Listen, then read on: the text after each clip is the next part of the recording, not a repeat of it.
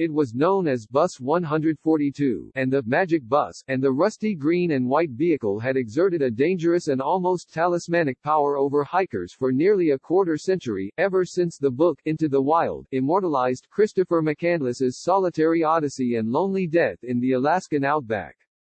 Abandoned on the Stampede Trail near Denali National Park, the bus had become a pilgrimage site. It was revered by travelers around the world who had read the book or seen the movie, Into the Wild, directed by Sean Penn in 2007. But it had also become a hazard, luring hikers into forbidding territory. 2 travelers drowned in the Teklenika River while trying to reach the bus, in 2010 and 2019. At least 15 others have had to be rescued while trying to retrace Mr. McCandless's journey, according to the Alaska National Guard. On Thursday, state officials finally decided to remove the Into the Wild bus from the Alaskan wild. A team of Alaska Army National Guard pilots, flight engineers, crew chiefs and mechanics took a A-60 Black Hawk helicopter to the bus's decades-long resting place, about 25 miles west of Parks Highway, near Healy, Alaska. After clearing away vegetation, they cut holes in the bus's roof and floor and hooked straps to its frame. An Alaska Army National Guard CH-47 Chinook helicopter then hoisted the bus into the air, flying it across the treetops to a gravel pit, where it was loaded onto a trailer and driven to a safe location, according to Dan Sadler, a spokesman for the Alaska Department of Natural Resources. The crew also removed a suitcase from the bus that held sentimental value to the McCandless family, according to the Alaska Army National Guard.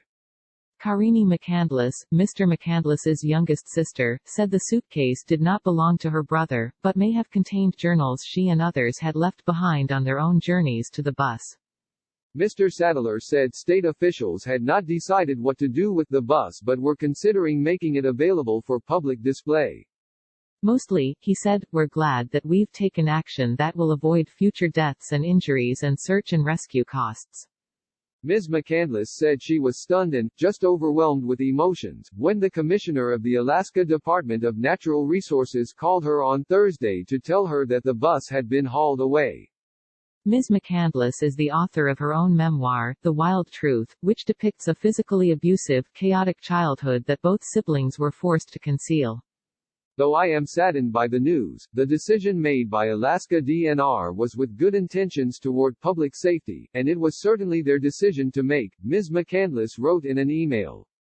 Bus 142 did not belong to Chris, and it doesn't belong to his family. As for those that followed in his footsteps to where it rested, at the end of the day, their journey wasn't about a bus. Mayor Clay Walker of the Denali Borough said he was sad to see the bus removed, even though the Denali Borough Assembly passed a resolution in March calling for it to be taken away for public safety reasons. Mr. Walker said he had taken a snow machine to the bus in March, venturing along a rugged 26-mile route past a herd of caribou and across the frozen Teklenika River. He found the bus in total disrepair, he said, and no longer able to function as a shelter after decades exposed to the harsh Alaskan elements. We're relieved that it's been removed, Mr. Walker said. But at the same time, honestly, it's bittersweet when a part of your history goes down the road. It's been there for a long time and it's been a part of this place for a long time. The bus, a 1946 International Harvester K5, was originally used by the city of Fairbanks to transport commuters. Around 1960, it was hauled into the wilderness by the Utan Construction Company to house employees during the construction of a Pioneer Access Road, according to the Alaska Department of Natural Resources. It was abandoned in 1961, when the road was completed. Mr. McCandless, 24, died alone in the bus in August 1992. The son of a well-off East Coast family, he had donated virtually all the money in his bank account to Oxfam, a charity dedicated to fighting poverty, and had driven west before abandoning his car and burning the cash he had left. Before he died, from starvation he had survived for more than 110 days on nothing but a 10-pound sack of rice and what he could hunt and forage in the unforgiving taiga.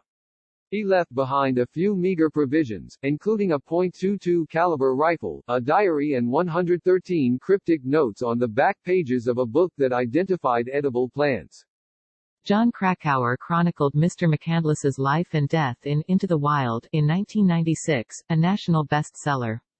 Through the popularity of the book, many saw Mr. McCandless as a contemporary Thoreau, renouncing material goods on a spiritual journey into nature.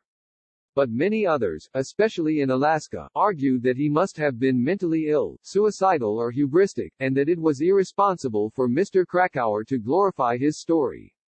We encourage people to enjoy Alaska's wild areas safely, and we understand the hold this bus has had on the popular imagination, said Corey A. Feige, the commissioner of the Alaska Department of Natural Resources. However, this is an abandoned and deteriorating vehicle that was requiring dangerous and costly rescue efforts. More importantly, it was costing some visitors their lives.